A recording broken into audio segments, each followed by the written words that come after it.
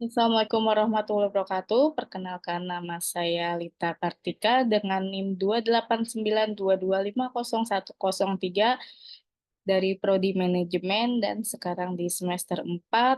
Tentunya dengan dosen pengampu yaitu Bapak Hendra Permadi STMM.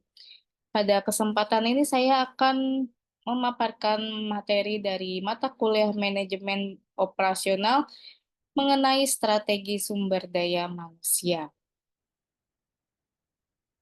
Untuk selanjutnya, di sini ada strategi sumber daya manusia. Strategi sumber daya manusia atau SDM adalah rencana jangka panjang yang disusun untuk memastikan organisasi memiliki tenaga kerja yang tepat dengan keterampilan dan kompetensi yang sesuai untuk mencapai tujuan bisnisnya.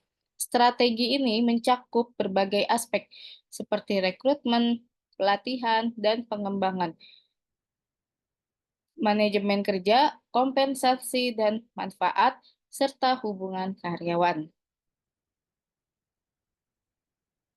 Menciptakan SDM dengan keunggulan bersaing, salah satu contoh yaitu IBM dengan moto konsumen adalah raja, merupakan falsafah karyawan di dalam pelayanan setiap pelanggannya, dimulai dari top eksekutif sampai pada petugas keamanan atau satpam dan office boy, berperilaku sopan dan tanggap terhadap pelanggan, bahwa pelanggan harus dilayani secara baik dan secara bersama-sama oleh karyawan IBM.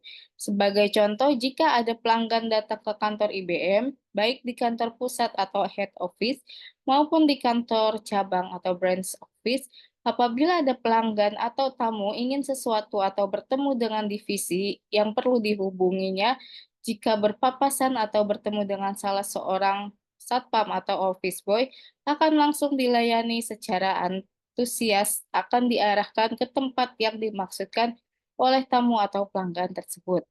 Sehingga tamu atau pelanggan tersebut tidak merasa kebingungan dan akan merasa puas karena semua karyawan antusias menerimanya. Perilaku demikian memang diciptakan IBM mulai dari tingkat top manajemen di kantor pusat sampai di kantor cabang perusahaan dan menjadi budaya kerja bagi seluruh karyawan IBM. Strategi sumber daya manusia dapat menjadi keunggulan bagi suatu perusahaan dalam mempertahankan segmen pelanggannya dan merebut segmen pasar yang baru. Semua strategi itu akan sangat tergantung pada strategi rekrutmen dan pengembangan sumber daya manusia seperti diuraikan gambar berikut. Di sini ada strategi produk. Nah, dengan strategi produk itu ada keterampilan yang dibutuhkan, bakat yang dibutuhkan, penggunaan material. Dan di sini ada strategi proses. Terdiri dari teknologi, penggunaan mesin dan peralatan, serta pengamanan. Di sini juga ada schedule. Schedule-nya ini ada jam kerja per hari, jam kerja per tahun, kestabilan schedule. Dan di sini juga ada strategi lokasi, yaitu mengenai iklim, temperatur, suara bising, penerangan, kualitas udara. Di sini juga ada perbedaan individu, yaitu kekuatan dan kejenuhan, proses informasi dan respon. Dan juga ada strategi layout, dengan posisi tetap, proses, alur produksi, kelompok tugas, serta produk. Berikutnya ada peranan tenaga kerja. Peranan tenaga kerja sangat menentukan di dalam proses operasi suatu perusahaan, sehingga diperlukan perencanaan sumber daya manusia yang baik dan akurat. Perencanaan sumber daya manusia dibuat untuk dapat mengatasi masalah-masalah yang menyangkut antara lain berikut: menjaga stabilitas karyawan.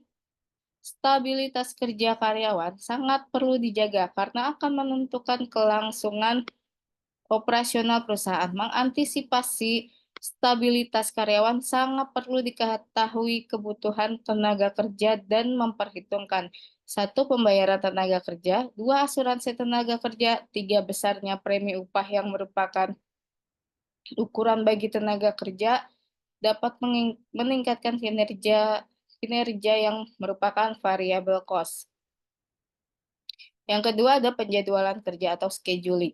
Di Indonesia dan USA, jam kerja 5 hari kerja terdiri dari 8 jam per hari sama dengan USF atau 5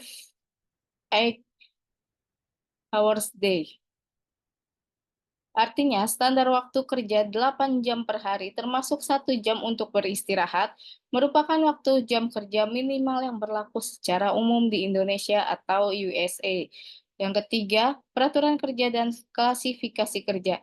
Membuat klasifikasi tugas yang fleksibel dengan prinsip bagaimana dapat mempersembahkan produk kepada pelanggan secara cepat dan memuaskan, agar menjadi keunggulan dan dalam melakukan persaingan terhadap kompetitor. Berikutnya, desain tugas. Merupakan suatu pendekatan tugas secara spesifik yang ditetapkan menjadi suatu uraian tugas atau deskripsi di antara pekerja dengan kelompok atau organisasi. Satu, spesialis tenaga kerja. Spesialis tenaga kerja merupakan pembagian tugas secara khusus atau spesial yang dapat dilakukan dengan mengembangkan keterampilan karyawan, mengurangi kerugian waktu sebagai akibat keanggaran karyawan untuk melakukan peralihan tugas, serta pelatihan untuk menggunakan peralatan secara spesial atau khusus. Yang kedua, pengemban tugas.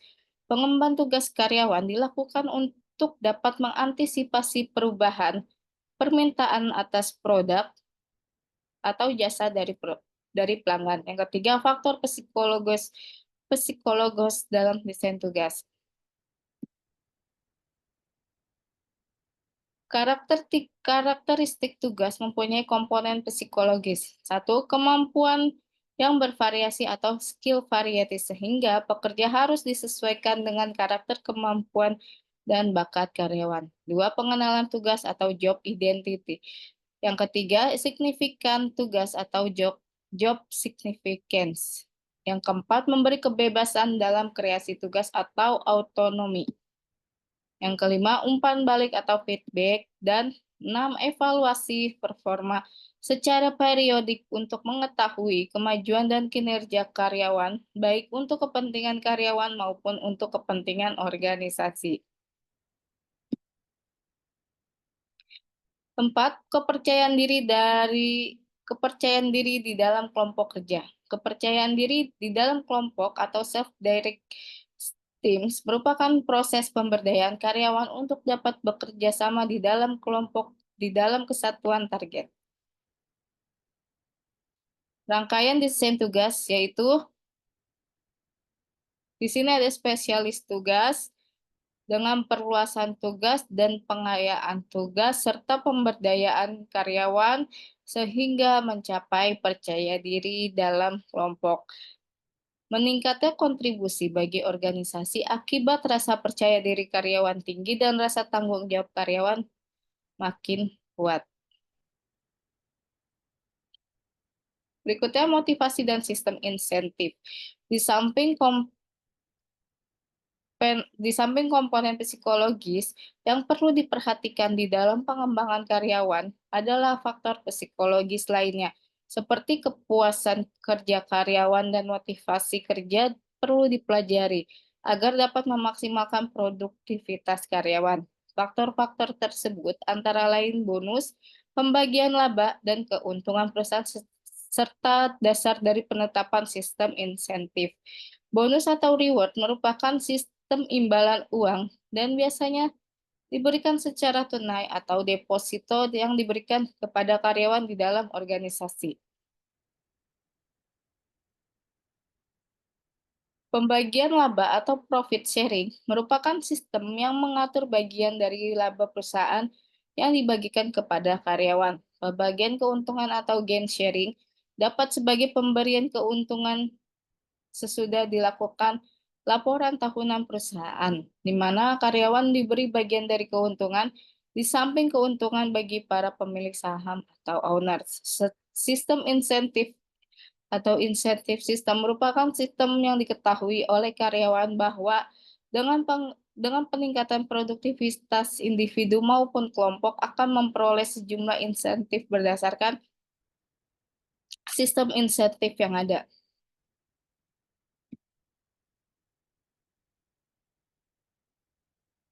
Penetapan sistem kompensasi atau base pay system merupakan dasar bagi karyawan untuk mengetahui porsi kompensasi atau pembayaran yang akan diterimanya apabila karyawan di dalam melakukan tugas disertai kemampuan dan pengetahuan yang baik menyelesaikan tugasnya.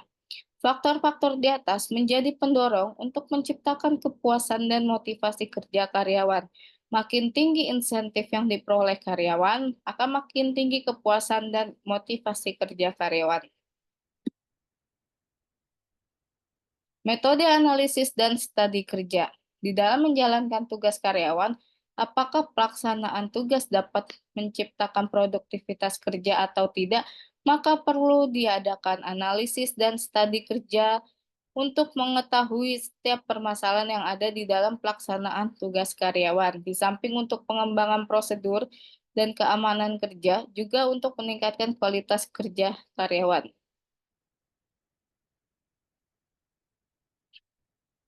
Langkah-langkah untuk itu dapat dilakukan dengan membuat diagram alir kerja atau flow diagram merupakan menggunakan gambar-gambar untuk menganalisis pergerakan manusia dan bahan atau material. Kartu prosedur kerja atau proses chart merupakan grafik yang menguraikan kegiatan dan sinkronisasinya pada setiap langkah prosedur kerja, sehingga akan dapat dianalisis setiap langkah-langkah tersebut, apakah sudah dapat menghasilkan efisiensi dan kualitas kerja.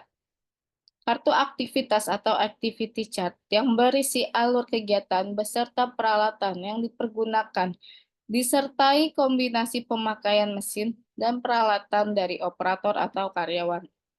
Kartu operasional atau operation chart yang menggambarkan bagian-bagian kegiatan yang digambarkan apa yang dilakukan tangan kiri dan kanan. Dengan menganalisis gambaran grafik dari setiap kegiatan ini akan dapat dilakukan pengembangan dan perbaikan tugas lebih meningkat dan berkualitas. Berikutnya ada visualisasi tempat kerja. Visualisasi tempat kerja merupakan langkah yang paling baik untuk melakukan monitoring karyawan di tempat kerja, sekaligus untuk menganalisis situasi di tempat kerja, apakah sudah memadai atau masih dapat lebih ditingkatkan. Tujuannya untuk meningkatkan komunikasi antar karyawan atau karyawan dengan atasannya dan karyawan dengan peralatan yang ada. Standar kerja atau labor standard.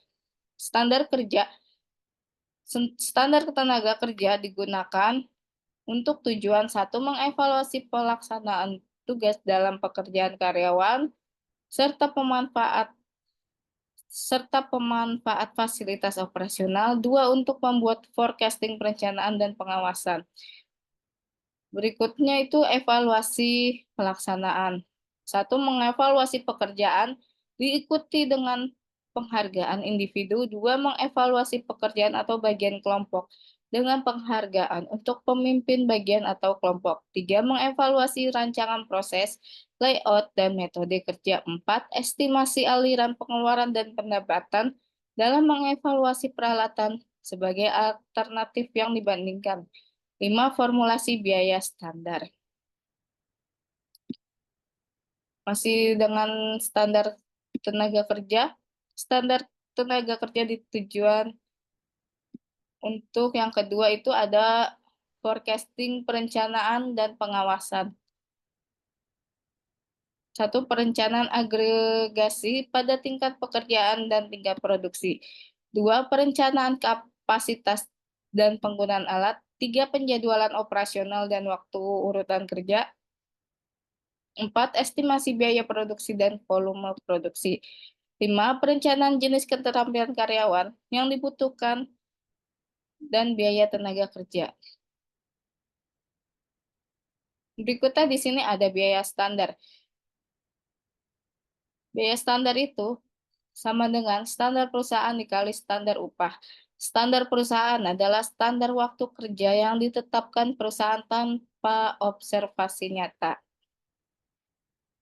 Selanjutnya biaya nyata yaitu jam kerja manusia nyata dikali standar upah.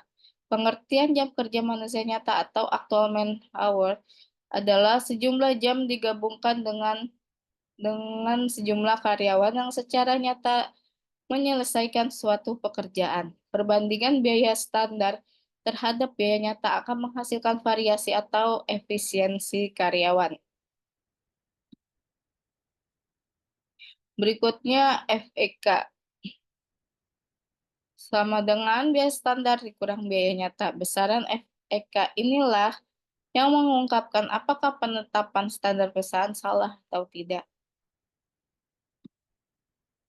Sebagai contoh, ya di sini ada contoh kasusnya, yaitu suatu perusahaan membuat suatu produk baru. Standar waktu ditentukan 10 unit per jam dengan standar upah 40.000 per jam. Selama 3 bulan, dihasilkan 800 unit produk dengan menggunakan 90 jam manusia atau man hours.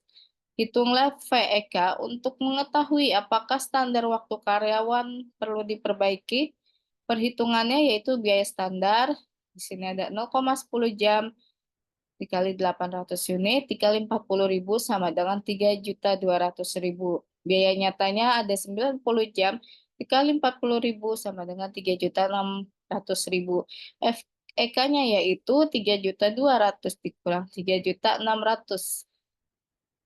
Maka hasilnya minus 400.000.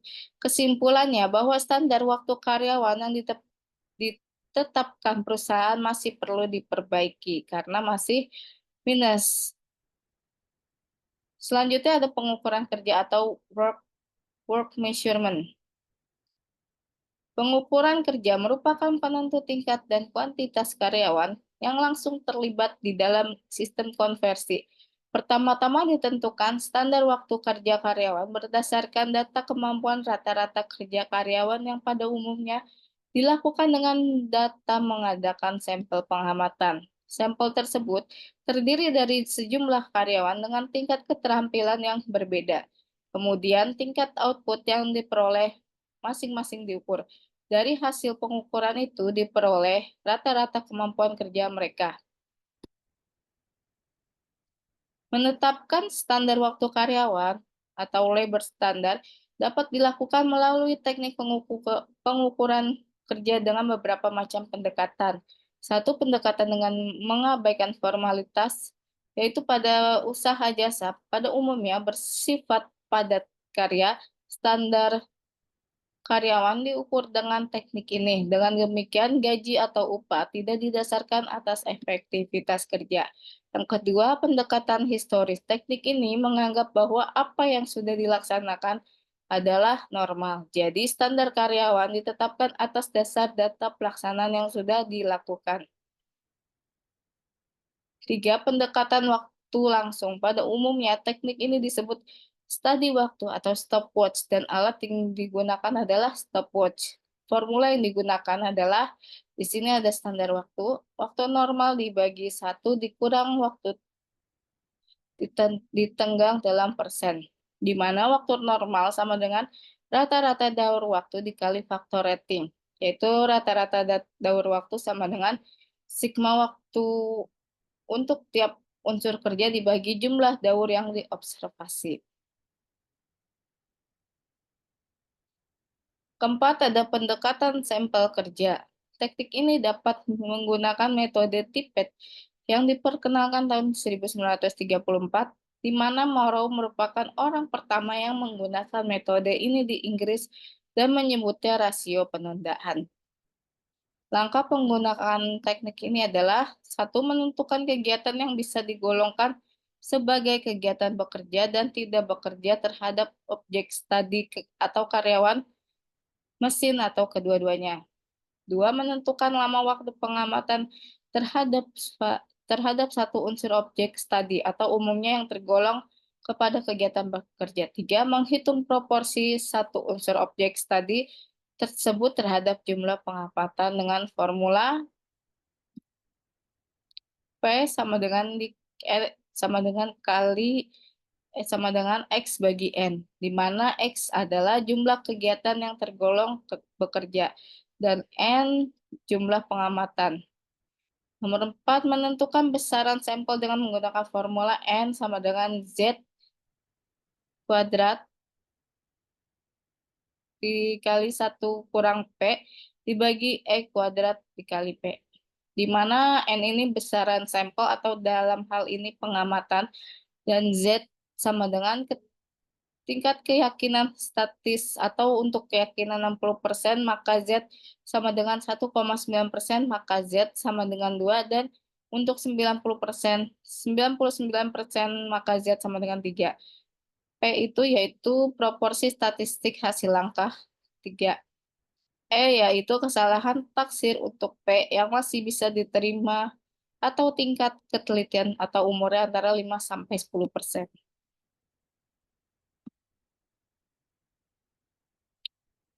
5, menentukan standar waktu karyawan dengan terlebih dahulu menghitung waktu normal atau TN. TN sama dengan TST dikali P dikali R dibagi OT, di mana TST sama dengan jumlah waktu pengamatan di dalam studi, P itu proporsi nyata atau hasil pengamatan kedua, R itu rata-rata faktor rating dalam desimal, OT itu jumlah output yang dihasilkan selama waktu pengamatan. Jadi standar waktunya adalah waktu normal dibagi 1 dikurang waktu tenggang. Kesimpulan, jadi untuk kesimpulan strategi sumber daya manusia itu pengawasan produksi dan operasional. Di dalam mengawasi pelaksanaan operasional dapat dilakukan pengukuran untuk mengetahui kemampuan kerja karyawan sehingga dapat ditetapkan standar waktu atau labor standar yang akan menjadi patokan dalam pengukuran di dalam melakukan tugas.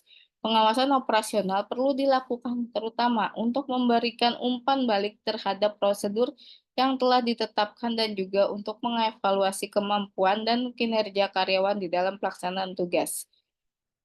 Pengembangan prosedur kerja bertujuan untuk meningkatkan efektivitas dan efisiensi kerja karyawan dalam mencapai tujuan organisasi.